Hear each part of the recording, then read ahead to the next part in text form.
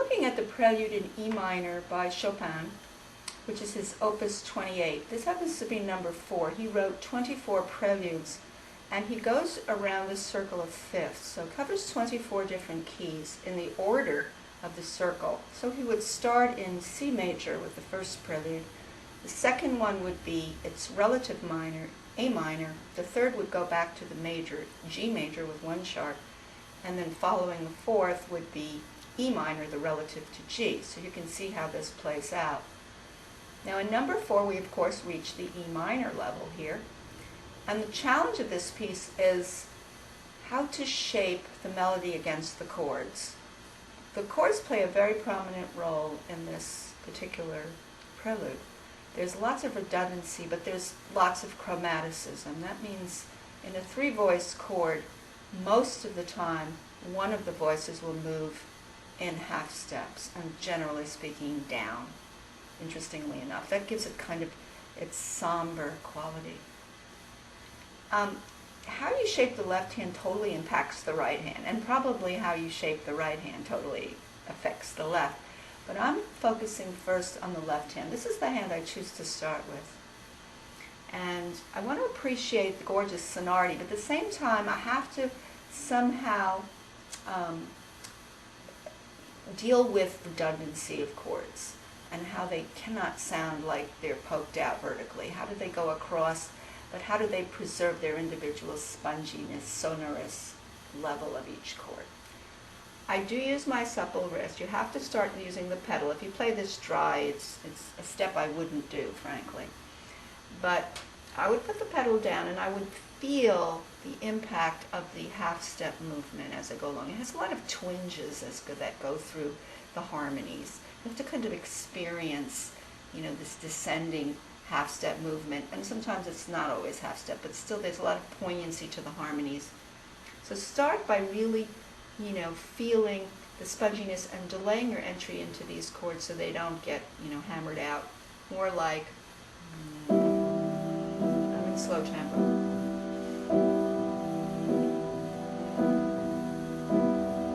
Bottom voice goes down a half step. Top voice half step. Bottom voice half step. Top voice half step. Quicker movement. Middle voice half step. E7. But it doesn't have a dominant function. Middle voice. Top voice half step.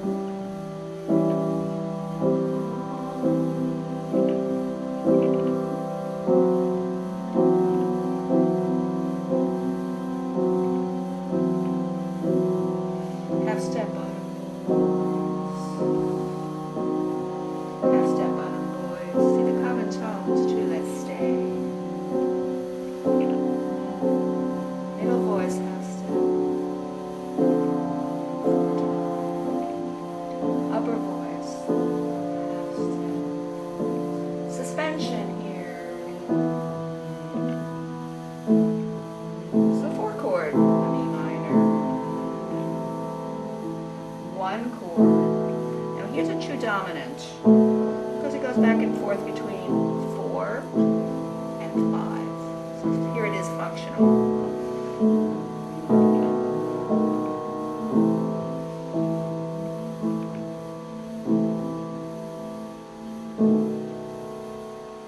And then over that there's going to be a bridge in the right hand. And later I'm going to be playing both hands. Now back to theme 1. Beginning idea. There's going to be a theme 1 on top. A lot of breathing. Half step below, bottom voice. Now, half step 2 voices. First time. Half step middle voice. E7. Things change here because we're building to a climax. Things are leaping more. Real big. Yeah. 5/9 chord. Back to C.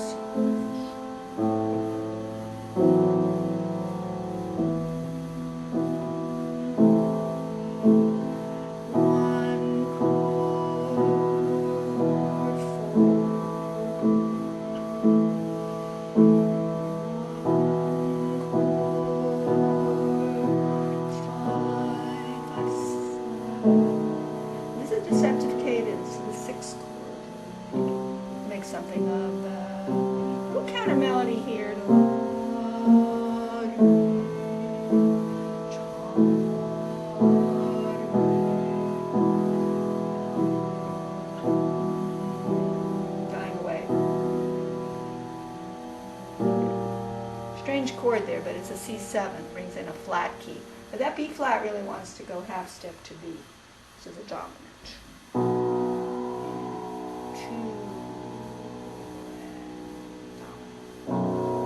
and here I would suggest you take your 5 and finger switch to 2 so you get the legato to the last.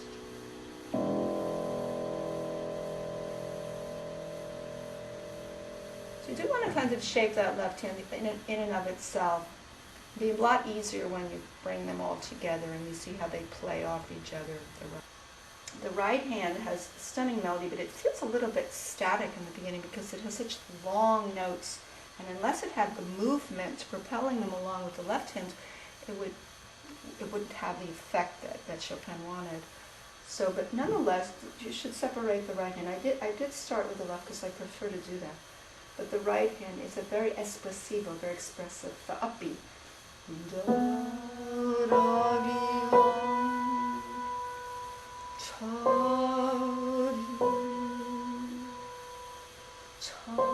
Come under this note. You don't want to go too fast into these long notes. Come from below.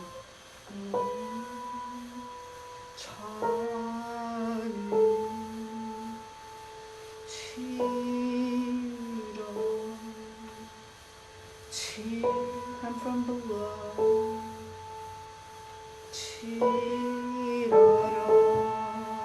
Lift. Little accent. Swell under.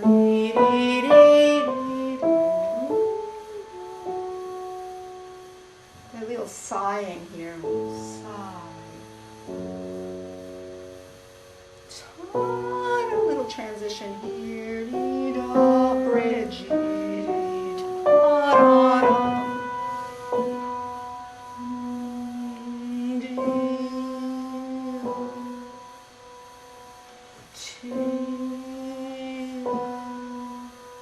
Suddenly something's going to change here.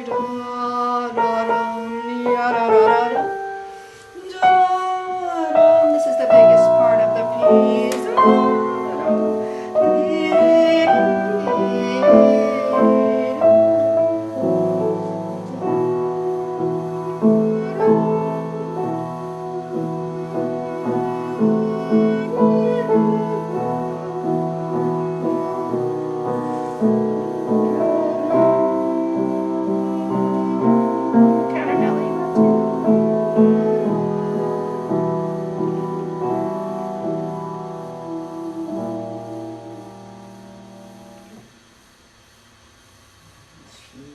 So hard to get all those voices in a big spread.